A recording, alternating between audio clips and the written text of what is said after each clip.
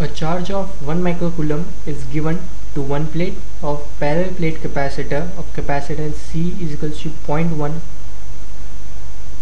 microfarad, and a charge of 2 microcoulomb is given to the another plate. What we have to find is the potential difference that is developed between the plates. Now let's say here is my first plate, my second plate. Now one plate is given the charge as 1 microcoulomb, another plate is given a charge of 2 microcoulomb. Now we'll use the same concept as we used in previous question, that electric field due to a large infinite plate is given by sigma divided by 2 epsilon naught. So the direction of the electric field due to 1 microcoulomb charge is in this direction, and electric field due to 2 microcoulomb charge will be in this direction. Let's say this is E1, this is E2.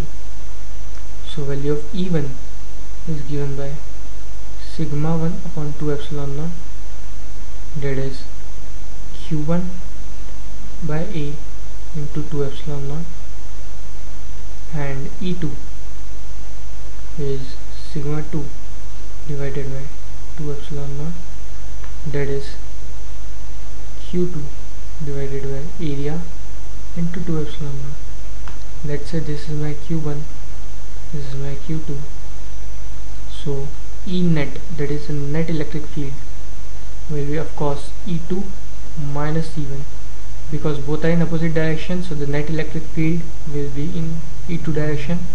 So we have Q2 minus Q1 divided by 2A epsilon naught, that is the E net.